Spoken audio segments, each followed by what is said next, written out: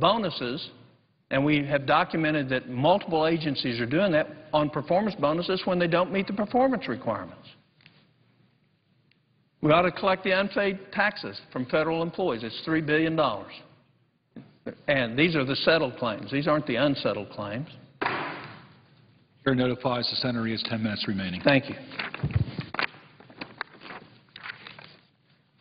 Here's a list of ideas that comes to $380 billion of things that we would, as normal Americans sitting at our family table, said you're in trouble, 40% of your budget you're spending, you don't have the money for, your credit cards are maxed out, you can't do it, what can we send?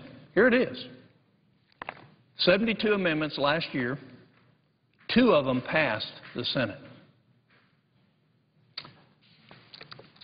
I heard the senator from Nebraska talk about some pain that might occur in his district. I want to tell you, there has to be shared pain all across the country if we're going to get out of the problems that we're in. We can no longer kick the can down the road without spilling the soup all over our kids. The time for action is now. The time for leadership is now. If you look at history, what you find is the average age of a republic is 207 years. All republics before us have failed. How have they failed? What is the thing that caused them to lose their autonomy and their freedom? Was it an invading army? Was it some natural disaster? None of those things. You go back in history, everyone that has failed over fiscal issues, the very issues that confront us today. I think it's time America cheats history. I think it's time we come together and we solve these big problems. It's going to be painful for everyone. It means some senators are going to lose their seats if they do the best right thing for America. There can't be a greater calling than that, to do the best right thing for our country. It means following a pattern of leadership that says personal sacrifice by me in a leadership position has to come first, demonstrating my ability to understand what the problem is. So we're going to have a limited debate on 2 bills, both imperfect, but certainly one of them goes more towards the problem that we have than the other. We're going to spend $3.8 trillion this year through the September 30th. The deficit's going to be $1.6 trillion. The savings from the House cuts, this little bitty green line down here, it's only $57 billion. The savings from Inouye is 4.7. You can't even see the line. It doesn't begin to address the duplication, the waste, the fraud, the abuse, the incompetence of what we have created in the federal government. It won't solve our problems. It'll be a nice starting point for partisan debate, but it takes us away what we need to really do. Here's the cut. Here's the deficit. This is in a pie chart showing it's nothing. $57 billion is nothing. What we have to do to be able to compete in the world financial market is send a signal that we get what the problem is. We're willing to make the difficult and tough sacrifices and choices to become viable and reliable and having people loan us money in the future. We have to extend the term period of our debt to where we buy the time to make these things possible so that the least amount of pain, although very real, comes about. And for goodness sakes, we've got to stop spending money we don't have on things we don't absolutely need. And I yield the remainder of my time to the senator from Louisiana. Thank you, Mr. President. I thank my colleague. Recognized. Mr. President, as Congress tries to get serious about cutting wasteful and reckless spending, I believe taxpayer subsidies of abortion providers should be among the first things to go. Now, I personally believe it's morally wrong to end an innocent human life through abortion. I also believe it's morally reprehensible to take tax dollars of millions of pro-life Americans in order to fund organizations that do that. And that is a view held by the great majority of Americans. Americans shouldn't be forced to subsidize abortions, much less fund our nation's largest abortion provider, Planned Parenthood. When the House passed its continuing resolution before us today, it adopted a provision that cuts funding to this abortion giant, and it did it with significant bipartisan support. Unfortunately, that language was stripped by Senate leadership behind closed doors. But I believe senators should have a chance to vote directly on that measure following a full and open debate. Again, I don't personally believe that abortion is a right guaranteed by the Constitution. I believe that it's morally wrong. But this issue is even beyond that. This isn't about abortion on demand in this country. This debate is about whether taxpayer dollars, including those billions of taxpayer dollars from pro-life Americans, should be sent to organizations like Planned Parenthood, which perform millions of abortions in this country. According to their latest annual report, Planned Parenthood boasted more than $363 million in taxpayer funding, $363 million. And by the way, that's the same year it performed an unprecedented 324,008 abortions. Every year since 2000, the government has increased taxpayer funding of Planned Parenthood, on average over $22 million a year increase. And guess what? The number of abortions Planned Parenthood has performed has also steadily increased, even though the overall abortion rate in the U.S. has declined since 2008. Planned Parenthood's abortion rate massively outpaces its adoption referrals. In 2008, a woman entering a Planned Parenthood clinic was 134 times more likely to have an abortion than to be referred for an adoption. Planned Parenthood has also made a profit every year since 1987, including over $63 million return profit in 2009. Now, there's no justification for subsidizing Planned Parenthood's profit-making venture with taxpayer dollars. There's been a recent onslaught of ads that claim Planned Parenthood is simply a leading provider of women's health services, but abortions, not other health services, not true health services, abortions account for roughly one-third of the $1 billion income generated by its affiliated clinics. Let me be clear. This provision would not cut all Title X funding for health services such as breast cancer screenings, HIV testing, counseling, valuable family planning services. It would simply block funds, taxpayer dollars, from subsidizing America's largest abortion provider. And that has the support of the American people, even well beyond America's pro-life numbers. I believe that the sanctity of human life is a principle that Congress should proclaim at every opportunity. But again, this goes even beyond that. The time has come to respect the wishes of the great majority of Americans, pro-life and many pro-choice, who say using taxpayer dollars to fund huge abortion providers, Planned Parenthood is the biggest, simply is not right. So we have to cut, we have to get responsible, and this is certainly a key place to start. Thank you, Mr. President. I yield back the floor. The senator from Maryland is recognized. Thank you very much, Mr. President. I ask unanimous consent to speak up to for 10 minutes. Without objection, the senator from Maryland is recognized. Thank you very much, Mr. President. I wanted to address the Senate about the consequences of where we are in the debate on appropriations and the really harsh and punitive consequences of H.R. 1. But I cannot let the comments that have been made during the last half an hour go uncommented on or unchallenged. First of all, I'd like to comment about the senator from Oklahoma's comments about duplication in government. I so respect the senator from Oklahoma. We've worked on many fiscal reform issues.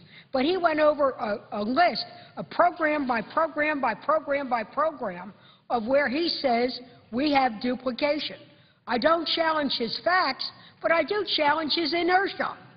Now, if these programs have been in existence that have been duplicative and denied value to the taxpayer, where has he been? The Republicans have been in charge for 10 years. From 2000 to 2008, they were in charge of all three branches of the government. So if you didn't like duplication, you had a president, you had a House, and you had a Senate. Why didn't they change it? So now, all of a sudden, they've got religion, and I don't know what faith that is, but they've got the desire to talk about it. Well, look, if you were serious about ending duplication, it should have started a long time ago. Second, bring the ideas forth. Look for co-sponsors from other reform-minded people like the presiding officer and myself. Let's end the duplication, but let's end the duplicity in the way we talk about the duplication. And I'm tired of blaming Barack Obama, who's been president for 2 years, for everything that's wrong, perceived wrong with the United States of America. So where were they? Now, I must credit the senator from Oklahoma. He has often brought fiscal folly to the attention, and I've joined with him when we fought lavish meatballs at $4 and $7 apiece that was in my appropriations that he found. When he showed it to me, I joined with him in the reform package. I loved it, and I look forward to working with him. But don't act holier than thou now about duplication. Now, let's go to the abortion topic. I'm not going to change this conversation into the A word. However, the senator talked about Planned Parenthood being profit-making. It cannot be profit-making. It is a nonprofit. But I'm not even going to argue additional revenue. So he doesn't want to give money to Planned Parenthood because he makes a profit. I won't debate him on that, but the next time he supports an oil subsidy, I'm going to oppose it because the oil companies make a profit. I'm going to fight tooth and nail to end the lavish subsidies that we give on oil and gas. And if we're not going to give it to Planned Parenthood because they make money, then I'm not going to give it to oil companies because they make money. So there, I've said it, and I'm proud of it. Now, Mr. President, this is no laughing matter about what we're dealing with in appropriations. H.R. 1 will have a draconian effect on the middle class and a draconian effect on where we are in jobs. Our economy is very fragile. We are barely making a recovery. And if we pass H.R. 1, we will place our nation at risk because of the impact of the cuts on those that really do protect America. And it will further pummel the middle class. Well, I'm not going to stand for further pummeling the middle class. You know, I'm not just the senator from Maryland. Like you, I'm the senator for Maryland. If we take a look at what H.R. 1 does, it really whacks at Maryland's middle-class families.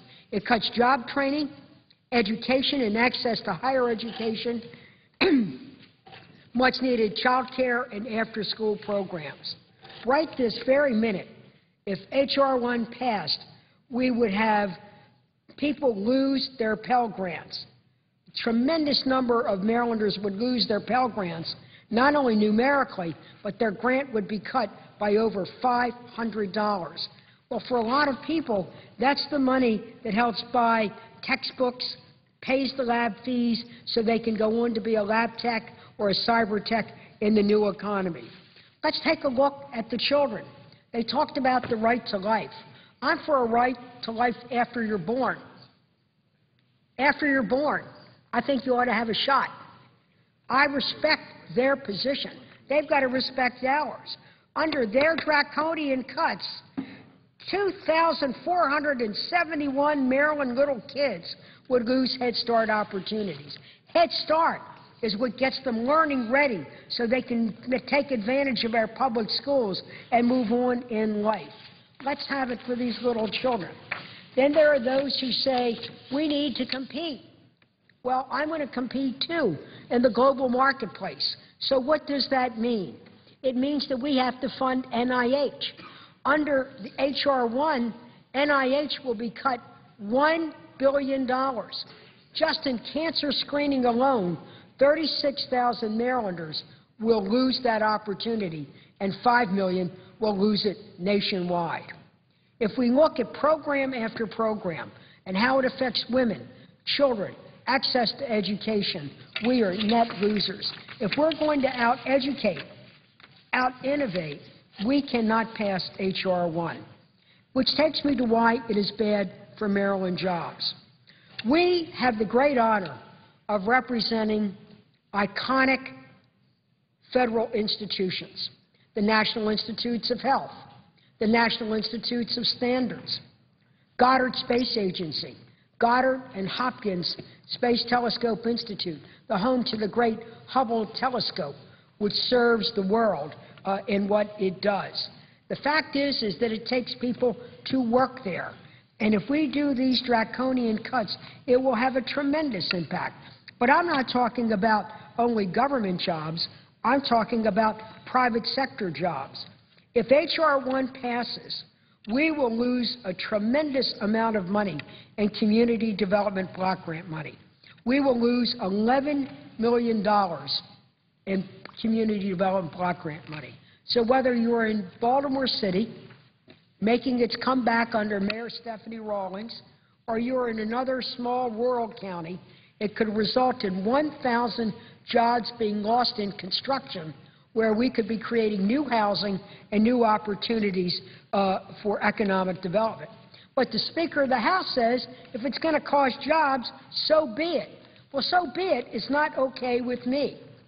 If we look at transportation alone, the cuts in transportation will cause Maryland to lose close to $100 million. $100 million to fix highways, byways, beltways, the kinds of things that we need to do that will deal with congestion, will save lives because we'll have safer roads, and have jobs in construction. That's over 3,175,000 of those. Now, Mr. Chairman, if we look at these great federal agencies, and those are private sector jobs, those are private sector construction jobs. Now, look at what makes the private sector great. Mr. Chairman, you and I, Mr. President, you and I have visited our great Maryland biotech companies. They have NIH doing the basic research, they value added, and then they go to FDA. FDA makes sure that our prescription drugs are safe. When they have the FDA brand of approval, we can sell them anywhere in the world. But under these cuts, we're going to eliminate 5,000 jobs. Now, what that means is we're going to further set back the backlog in order to get a biotech, a pharmaceutical, or a medical device approved. So it's going to cost us jobs in government, in Maryland at FDA, but it's going to cost jobs in the private sector, in the biotech field, the medical device field, and the pharmaceutical field. Right now, over at the Social Security Administration, the people who calculate and pass the check, make sure the checks go out on time to the right person. We are facing over the possible layoffs and furloughs at Social Security. We are facing nationwide an immediate possibility of furloughs of 3,500 people. Now, what does that mean? Oh, yeah, the checks will go out. But that means if you're applying for a benefit, you're going to wait a long time. If you have any kind of disability, the backlog could increase to as much as 3 to 4 years. You can't apply for Social Security disability. If you're applying for disability, it means you are too sick to work. So we're going to lay off the very people who make sure that our checks are delivered in a timely way. Is my time up? Well, Mr. President, I have more to say, and I will say it as this debate continues. But if we pass H.R. 1, it is a job-killing, middle-class pummeling bill that I am going to vote no for and urge my colleagues. Mr. President, I yield the floor.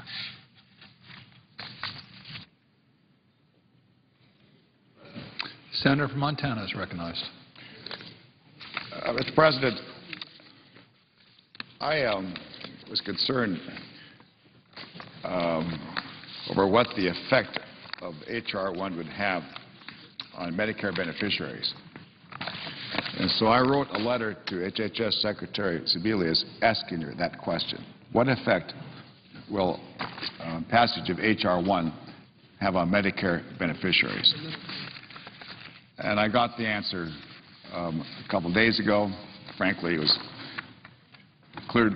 Spent a couple of days going through the White House, OMB, and so forth, but I received the letter last night. And what does that letter say? I have the letter with me. I asked it to be included in the record. Without objection. Mr. President, according to the Secretary of HHS, the consequences for Medicare beneficiaries of H.R. 1 are dire, to say the least. I don't have the calculations for the number of Medicare beneficiaries to be affected nationwide, but I can give you the effect it would have on Montana, and that would, you could extrapolate that into what the effect would be nationwide. Essentially, under the Secretary's letter, she says that because the health care reform bill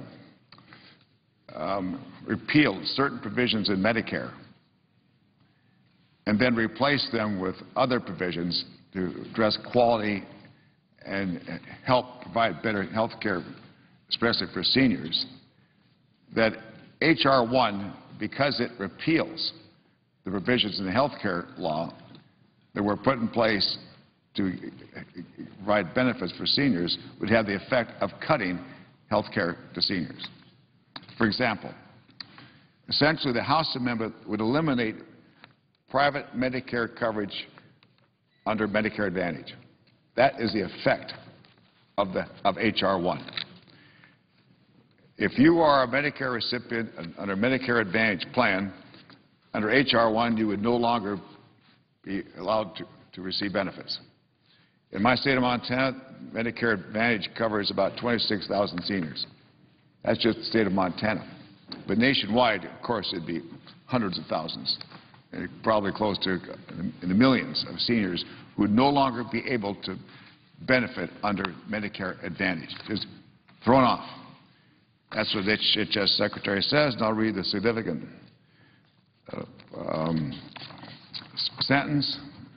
It basically says, and I'm just reading one sentence from her letter, this letter dated March 8th, this would seem to mean that payments to MA organizations would have to be suspended, risking a significant disruption in services to beneficiaries enrolled in Medicare Advantage. It would be suspended, according to the interpretation of HHS Secretary of H.R. 1, effective H.R. 1 of Medicare beneficiaries. Second, we'd have this virtually the same effect with respect to Part D prescription drug benefits. That is, health care reform began to close a donut hole. Earlier, seniors received $250 assistance for prescription drugs. Under the health care reform bill, they'd be eligible for a 50% discount for brand-name drugs. That, too, would be suspended. That's the effect of H.R. 1, to suspend. Let me see if I can find the operable sentence here.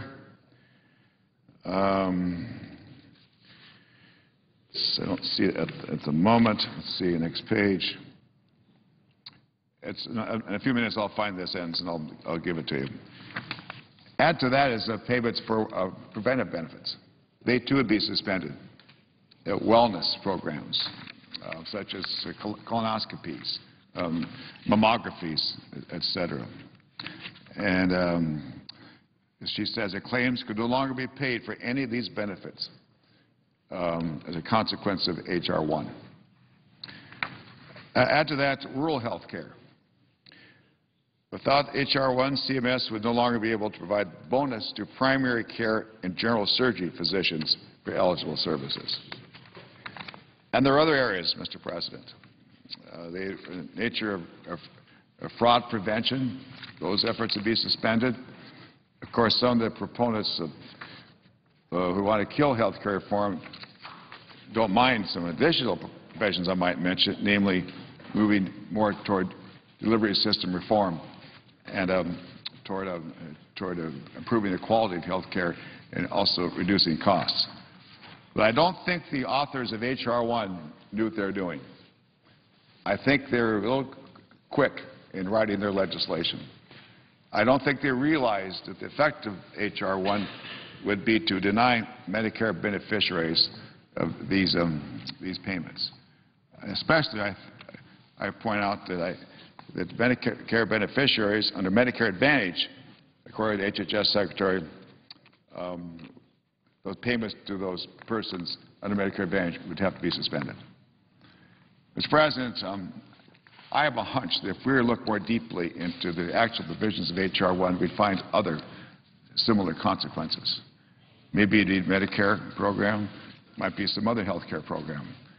But I just asked the Secretary to focus in on the effects of Medicare, and that's the response that she gave. And I urge all senators to please don't cut Medicare Advantage payments. That is just not the right thing to do. Innocent seniors are getting caught in this crossfire here. Sure, we have to begin to cut federal spending. There's no question about that. But let's not be so foolhardy and unintelligently cut Medicare beneficiary in the way that this H.R. does. I yield the floor.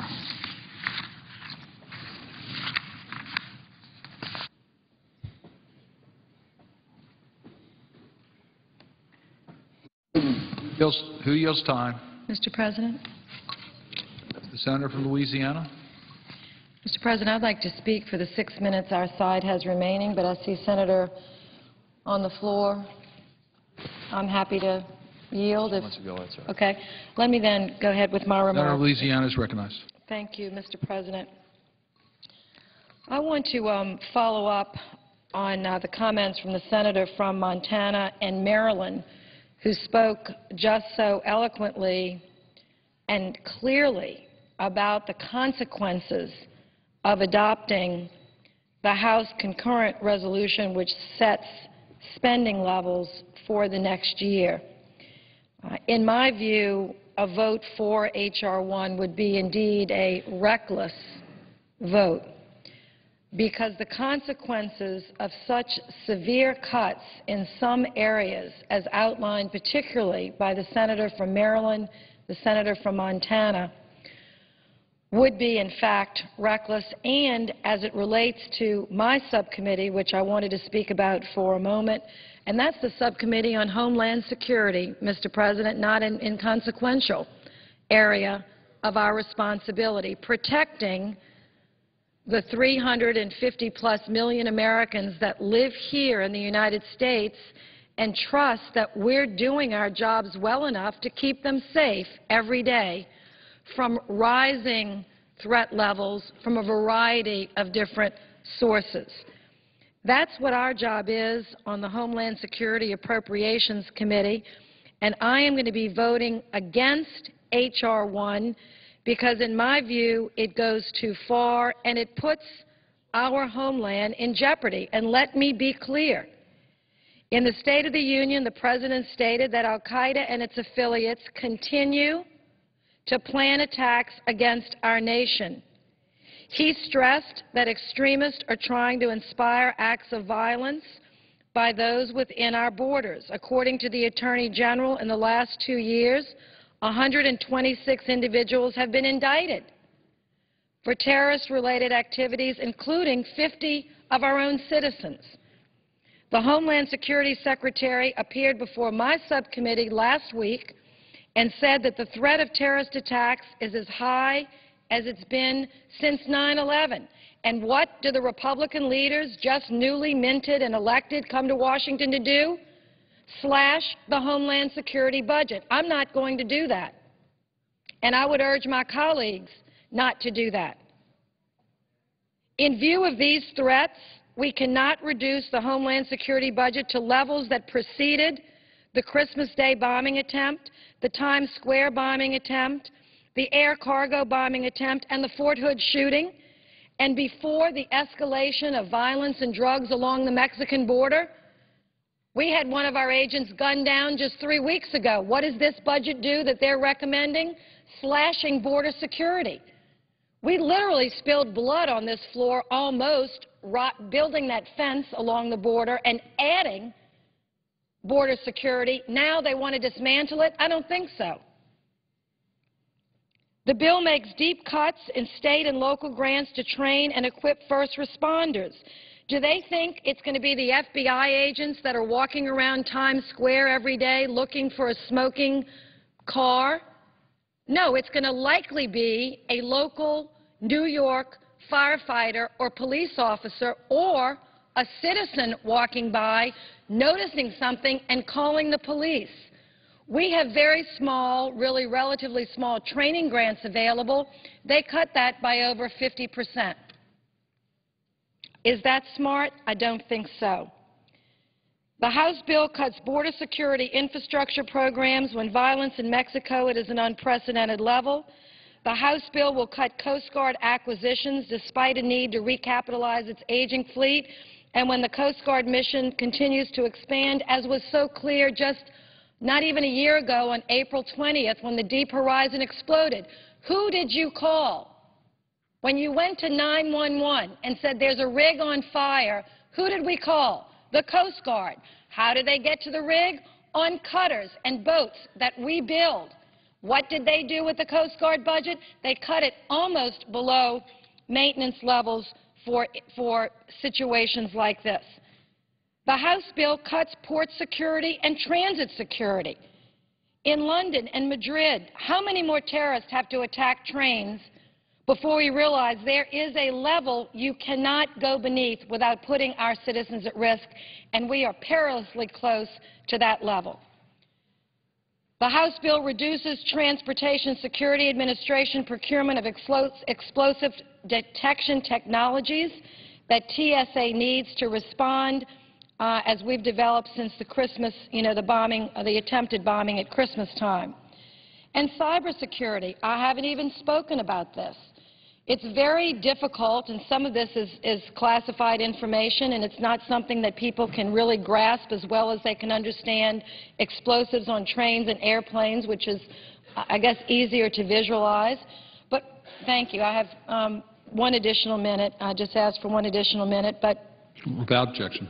But, these attacks through our Internet and through the new interconnecting technologies now that our electric grid and all of our companies depend on need to be secured as well. So I'm just going to conclude and put the rest of the statement in the record. But the House bill, H.R. 1, cuts port security grants by 66%, transportation security grants by 66%. It cuts FEMA, it cuts the Coast Guard below levels that are safe. Now, Homeland Security is the newest agency. I realize that we have to make cuts and bring our budget into balance. If this were a plan to get us to a balanced budget, Mr. President, I would support it. But it's not. It's just a plan that jeopardizes our Homeland Security and doesn't do very much at all to close that deficit gap. When a real plan is presented, I'll vote for it. Until that, I'm voting no. Thank you. Mr. President. The majority time has expired. The senator from South Dakota. Thank you, Mr. President. Mr. President, I want us to remember why we are here. The reason we are here right now debating this issue is because the Democrat majority last year failed to pass a budget. Didn't pass a budget, didn't pass a single appropriation bill. This is a $3.7 trillion enterprise called the federal government. Last year, we didn't pass a budget, we didn't pass a single appropriation bill. And so this is cleaning up the unfinished business of last year. And it was always said, well, we couldn't do this before the election. So when the election was over with, Instead of dealing with these important budget issues, we did a START treaty, which was, of course, important to debate, Don't Ask, Don't Tell, DREAM Act, all kinds of other things, but never the budget. We didn't deal with the budget, and so here we are, dealing with last year's unfinished business. So when my colleagues come in here and make all these arguments about how terrible it is that we're having to do this, and the House Republicans have sent us this budget that saves $60 billion from last year's spending levels, the reason we're having to go through this exercise in the first place is because last year the Democrat majority didn't even pass a budget. Now, where does that leave us today? Well, we all know that we've got a $14 trillion debt. $14 trillion. I think that has sunk in with the American people. And to put that into perspective, historically, this last month, the month of February, our debt was $223 billion, our deficit, in other words, what we added to the debt. $223 billion in 1 month, the largest single month total ever. Now, we've added more to the debt last month than we did from the founding of our country until 1945 in just 1 month. Now, the projected deficit for this entire year is $1.65 trillion, the largest ever in nominal terms, and OMB predicts it to be the largest as a share of our economy since World War II. That's as much debt as we ran up from the founding of our country until 1985. This is the dimension of the problem that we're dealing with. Now, there's an old saying that if you're in a hole, stop digging. Well, we continue to dig the hole deeper and deeper and deeper. So we're going to have votes today on a couple of alternatives. One is the alternative that was sent over from the House of Representatives, which shaved $60 billion off of last year's spending level. And so there are lots of people coming down here, and there's all kinds of gnashing of teeth and how draconian these various cuts are going to be. $60 billion, remember, on a $3.7 trillion budget is less than 2%. Now, to the average American, if they were, like we are at the federal level, out of every dollar they spend, borrowing over 40 cents and running $1.5 and $1.6 trillion deficits year over year over year, I think they would figure out a way how to tighten their belts a little bit and be able to absorb a 1.5% cut over last year's spending level. Now, couple that with the fact that since 2008, spending has increased by 22%. Non-defense discretionary spending, which is what we're talking about here, has gone up 22%, 10 times the rate of inflation. All we're talking about here is going back to 2008 levels. This isn't draconian, Mr. President. I think the American people think that this is reasonable. So what does the other side put forward? The other side said, well, we think this is draconian, and so we're going to put forward a proposal that cuts $4.7 billion. $4.7 billion compared to $60 billion. $4.7 billion is what the other side puts on the table in terms of spending reduction in trying to do something about a runaway federal debt. Well, if you look at the clock today, it's 2:45 p.m. By this time tomorrow, 2:45 p.m. tomorrow, we will have added over $4 billion to the debt, almost as much as they're proposing to save for the balance of this entire year. So they're laying forward savings of $4.7 billion for the rest of the fiscal year, when between now and this time tomorrow, we will add over $4 billion to the federal debt. That's the dimension, Mr. President, of what we're talking about. It's so bad that former Fed Chairman Alan Greenspan said recently that he views the probability or the possibility of a debt crisis occurring in the next two to 3 years to be 50%. Debt crisis. Now, if that's not enough, the chairman of the Joint Chiefs of Staff, the highest-ranking military official in this country, Admiral Mike Mullen, said a few months back that the greatest threat to America's national security is our national debt. Now, how much more do we have to hear? It's not just a threat to our future, to future generations. It's a threat to our national security, and it's a threat to our economy, Mr. President. You have all kinds of evidence out there that this level of spending and this amount of debt costs jobs in our economy. Now, everybody says the most important thing that we want to focus on is the economy and job creation. I agree with that. Well, one of the best ways to do that is to start getting spending and debt under control. There's a great body of research out there that studied the last 8 centuries of governments and concluded that when your gross debt reaches the 90% level of your total economy, in other words, gross debt to GDP equals 90%, that it costs you about 1 percentage point of economic growth every year. Well, according to Christina Romer, the former economic advisor to the President, every time you lose 1 percentage point of economic growth, you lose 1 million jobs. So if we continue to sustain this level of debt, it is costing us economic growth, which is costing us literally jobs every single day. Now, the Government Accountability Office here a couple of weeks ago issued a report, and in it they looked at the government and the various agencies of government and how much it costs and looked for duplication and redundancy and inefficiency. And what did they conclude? They concluded that there are 82 programs in this country across 10 different agencies or departments of government that are designed to improve teacher quality. Now, granted, a very noble goal, but does it really take 82 federal programs and 10 agencies or departments to administer programs improving teacher quality? There are 56 federal programs out there which teach people how to manage their finances. Now, when you're running a $14 trillion debt, arguably, this is probably the last place it ought to be advising people about managing their finances. But 56 federal programs? I mean, the American people have got to be looking at this, and it's incomprehensible to them, I think, to see what their federal government wastes money on.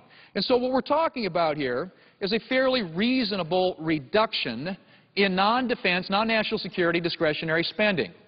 And I think that, I hope today that we will take a step forward and demonstrate that we are serious about this.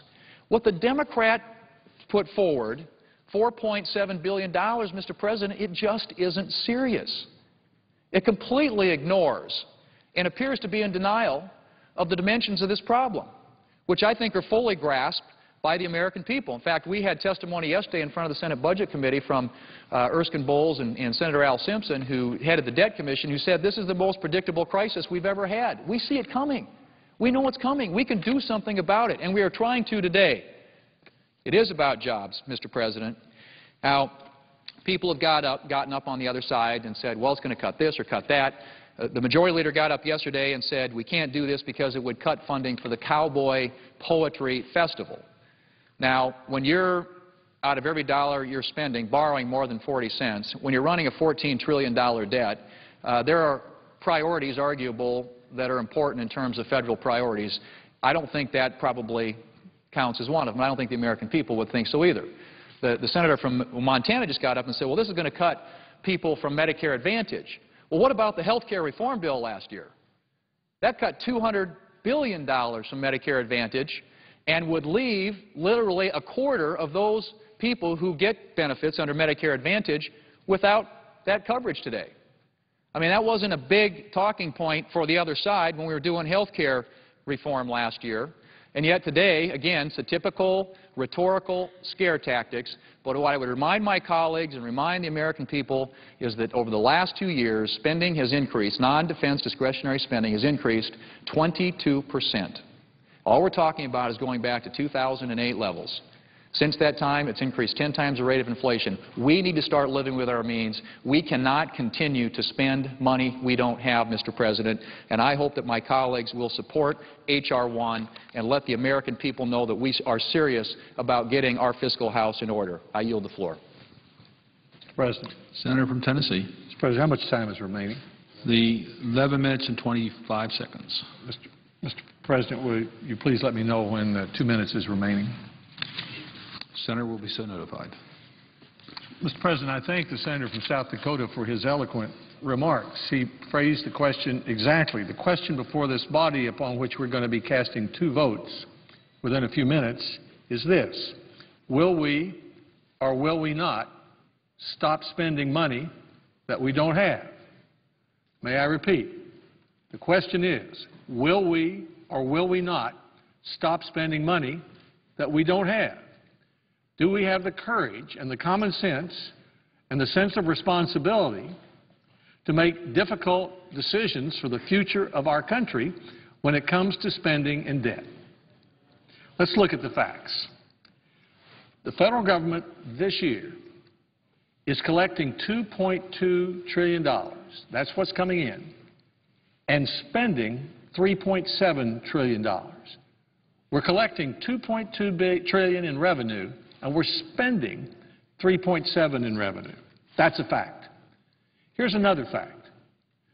40 cents of every dollar that the federal government spends is borrowed, much of it from China. Here's another fact.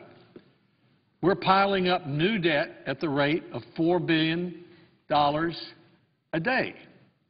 $4 billion a day of new debt. Here's another fact. This is the shortest month, last month was the shortest month of the year, February. The deficit, that's this year's deficit in just that month, was the largest in history, $223 billion. And our friends on the other side are suggesting that we solve a problem of this dimension by reducing spending by $4.7 billion. As Senator Thune said, by tomorrow at about this time, we'll have piled up as much more debt as they propose to save.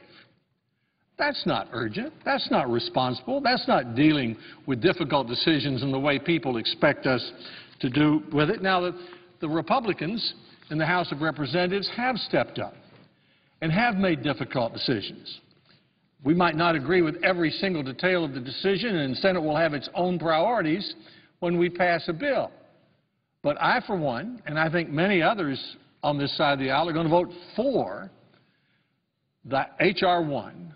The House passed $57 billion cut because it is a sure step toward reducing spending and stopping our country from spending money that we don't have. Senate Democrats say, sorry, we can only find $4.7 billion to save. The purpose of the vote I'll cast today is to say we have an urgent need that needs to be addressed. We have a sense of responsibility toward that decision. We can't solve much of it today, but we can solve some of it today. And the time to start addressing this urgent need is now.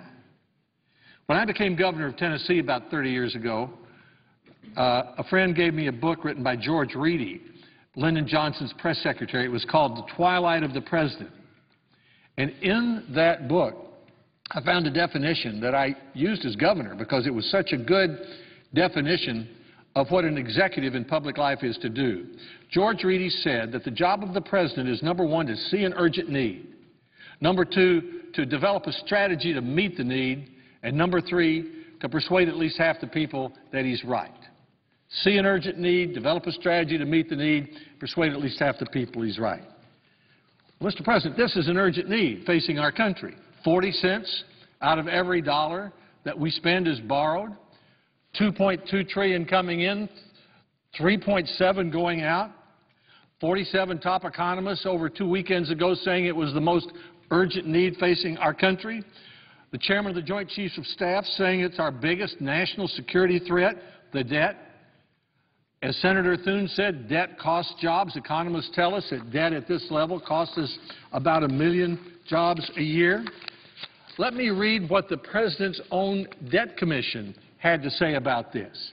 A debt commission that had 6 members of the United States Senate as members, 3 Republicans, 3 Democrats, 5 of the 6 voted for this debt commission. And they said, as members of this commission, we spent the past 8 months studying the same hard, cold facts, not opinions, facts. Together we have reached these unavoidable conclusions. The problem is real. The solution will be painful. There's no easy way out. Everything must be on the table, and Washington must lead. That is President Obama's debt commission. After all the talk about debt and deficits, they go on to say it is long past time for America's leaders to put up or shut up. That's the President's debt commission talking. The era of debt denial is over. There can be no turning back. We sign our names to this plan because we love our children, our grandchildren, our country too much not to act while we still have the chance to secure a better future for all of our citizens. That report included 5 members of this body, 2 Democrats, 3 Republicans. That was what the Debt Commission had to say. Here's what the President has had to say. In 2009, he said, what we've done is kick this can down the road. We're now at the end of the road. We're not in a position to kick it any further. And we can only find $4 billion to save. President Obama said in last year, I hope some of the folks who are hollering about deficits and debt step up because I'm calling their bluff. And we can only save $4 billion. My administration is going to seek to work with Congress to execute serious entitlement reform. And then, as Senator, the President said, increasing America's debt weakens us domestically, weakens us internationally. Leadership means the buck stops here. Instead, Washington is shifting the burden of bad choices today onto the backs of our children and grandchildren. America has a debt problem and a failure of leadership. I ask, Mr. President, where is the President of the United States in this debate?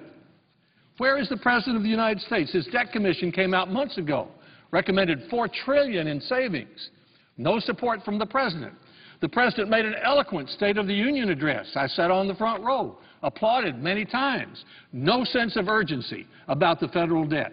The President offered his budget a few weeks ago. No plan for reducing the federal debt. And now we're taking step number 1, which is to work on the discretionary part of the budget, only about 12% of the budget. The House is willing to take difficult steps. The Democratic majority says we can only find an amount that equals the debt we're piling up in one 24-hour period, and the President is missing in action. Mr. President, I respectfully say that is not leadership. We need the President of the United States to join us in an effort to stop our country from spending money that we don't have and making difficult decisions about spending so we can assure the strength and future of our country.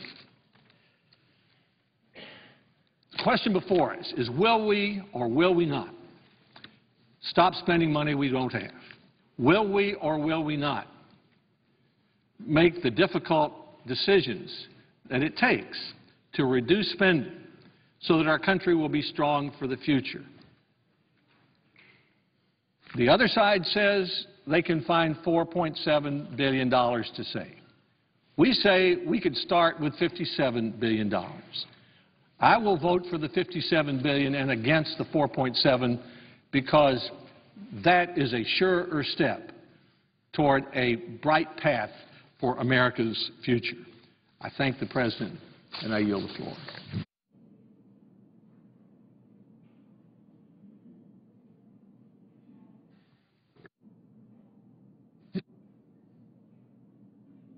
Gentlemen, yield back all remaining time.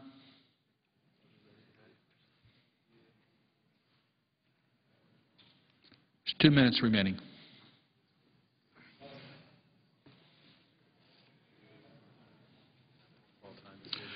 All time is yielded back. Under the previous order, the question is the passage are required for passage. The clerk.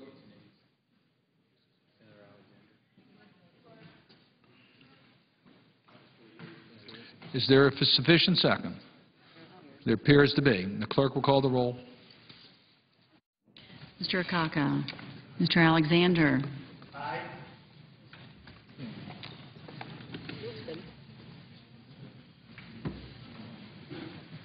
Ms. Ayotte.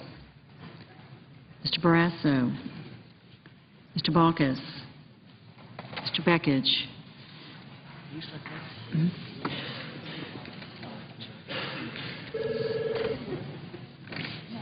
Mr. Bennett. Mr. Bingaman. Mr. Blumenthal. Mr. Blunt. Mr. Bozeman. Mrs. Boxer. Mr. Brown of Massachusetts. Mr. Brown of Ohio. How you doing? Mr. Burr. Ms. Cantwell. Mr. Cardin. No. Mr. Carper. Mr. Casey. Mr. Chambliss. Mr. Coates, Mr. Coburn, Mr. Cochran, Ms. Collins, Mr. Conrad, Mr. Coons, Mr. Corker, Mr. Cornyn, Mr. Crapo, Mr. DeMint, Mr. Durbin,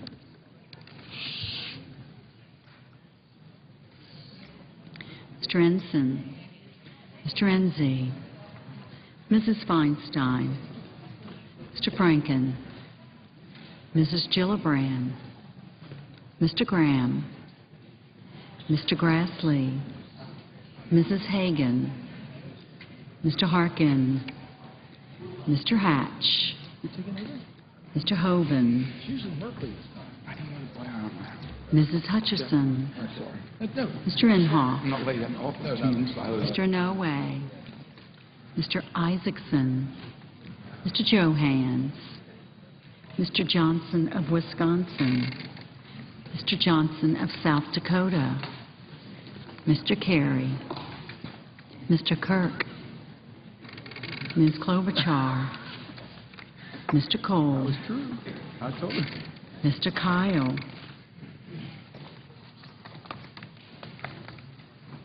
Ms. Landrieu, Mr. Lautenberg, Mr. Leahy, Mr. Lee, Mr. Levin, Mr. Lieberman, Mr. Lugar, Mr. Manchin.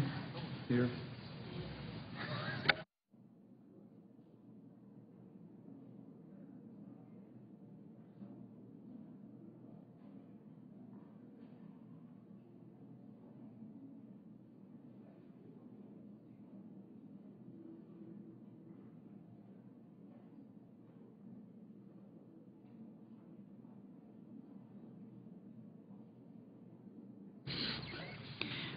Mr. McCain, Mrs. McCaskill, Mr. McConnell, Mr. Menendez, Mr. Merkley, Ms. Mikulski, Mr. Moran, Ms. Murkowski, Mrs. Murray, Mr. Nelson of Nebraska, Mr. Nelson of Florida, Mr. Paul, Mr. Portman, Mr. Pryor, Mr. Reed of Rhode Island, Mr. Reed of Nevada, Mr. Risch, Mr. Roberts, Mr. Rockefeller, Mr. Rubio, Mr. Sanders, Mr. Schumer, Mr. Sessions, Mrs. Shaheen, Mr. Shelby, Ms. Snow, Ms. Stabenow, Mr. Tester, Mr. Thune, Mr. Toomey, Mr. Udall of Colorado, Mr. Udall of New Mexico, Mr. Vitter, Mr. Warner, Mr. Webb, Mr. Whitehouse, Mr. Wicker, Mr. Wyden.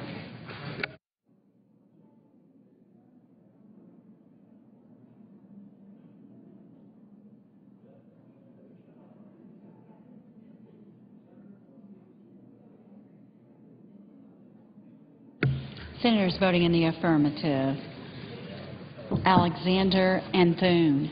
Senators voting in the negative: Cardin, Inouye, Schumer, and Warner.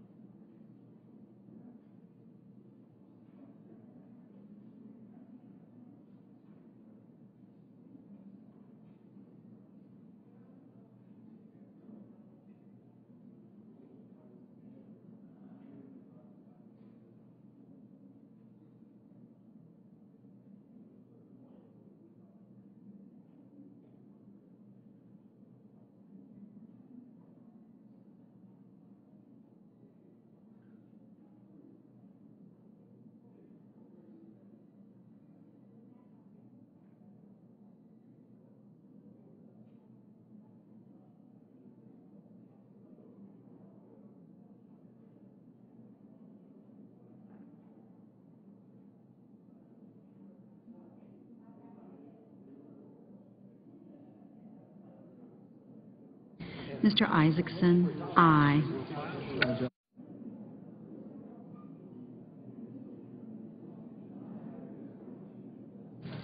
Mrs. Murray, no.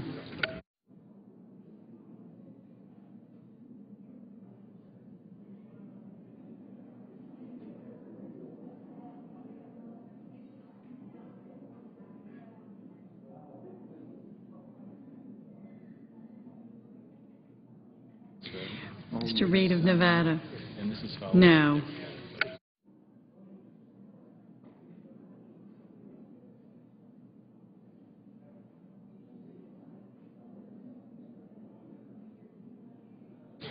Mr. Manchin, no.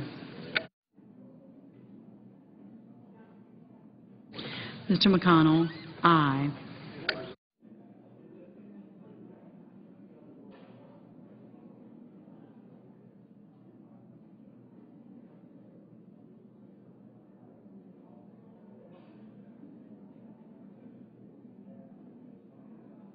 Mr. Blunt, aye.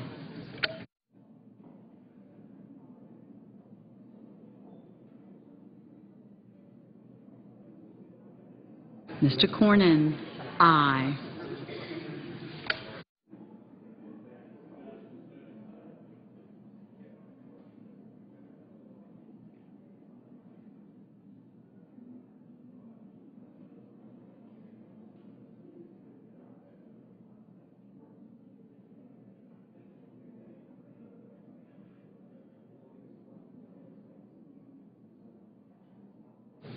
Ms. Stabenow, no.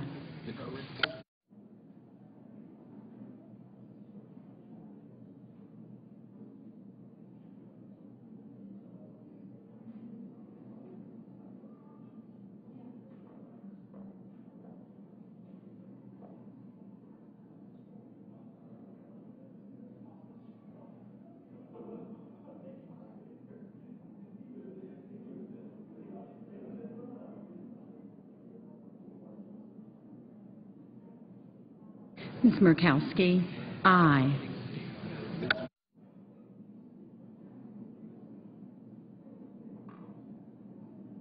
Mr. McCain, aye.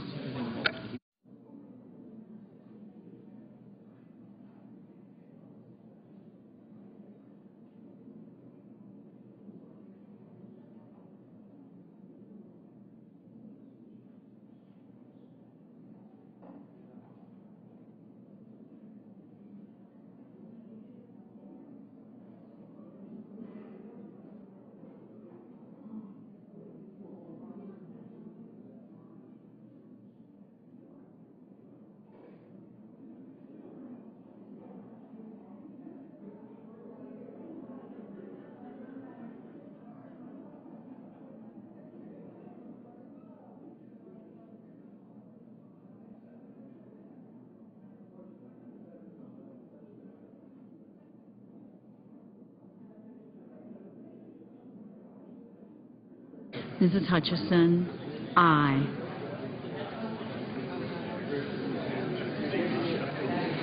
Mr. Sanders, no. Mr. Kyle, aye. Mr. Crapo, aye. Mr. Lieberman, no.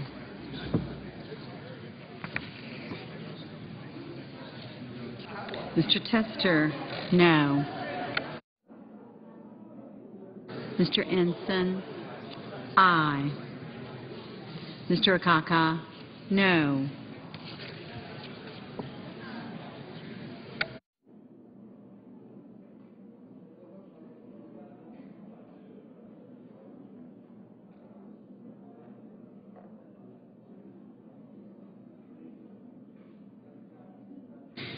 Mr. Johnson of Wisconsin, aye. Mr. Hoven.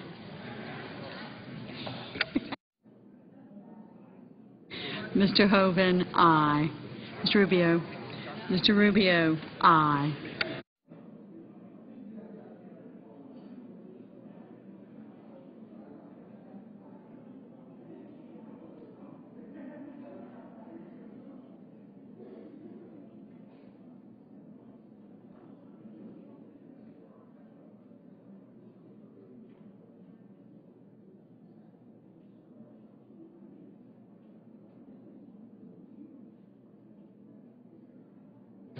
Mr. Paul? No. Mr. Lee? No.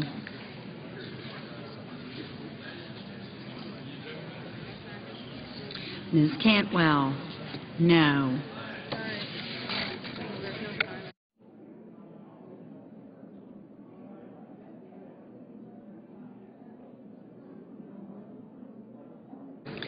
Mrs. McCaskill? No. Mr. Nelson? Mr. Nelson of Florida? No.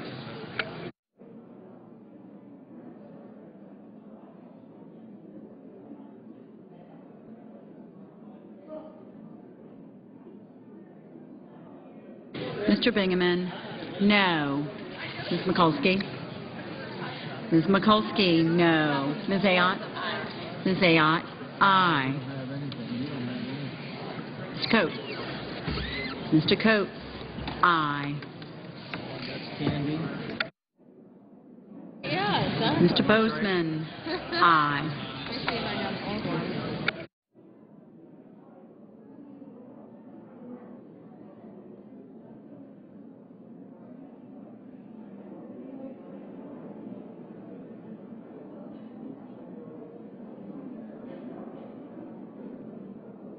There's nothing in the drawer. Mr. Lugar? I knew that. Aye. Mr. Carey? No.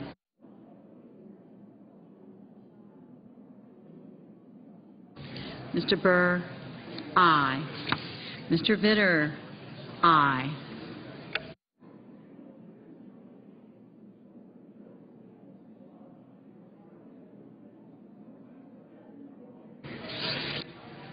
Mr. Roberts? Aye. Mr. Toomey? Mr. Toomey? Aye. Ms. Blumenthal? Mr. Blumenthal? No. Mr. Rockefeller? No.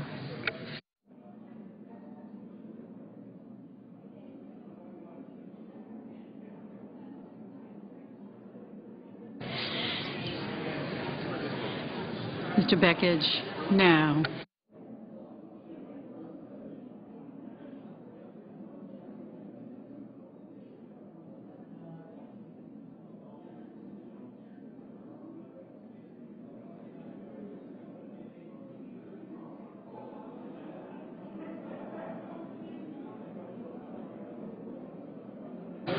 Mr. Casey? No.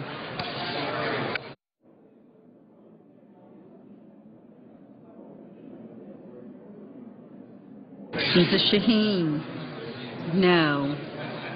Mr. Kirk? Aye. Mr. Harkin?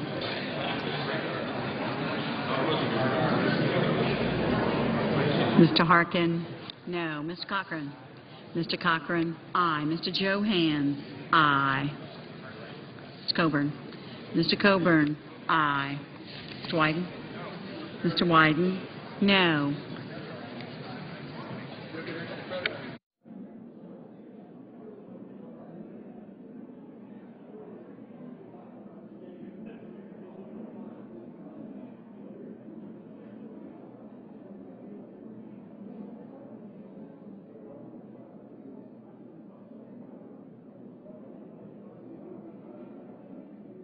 Mr. Pryor?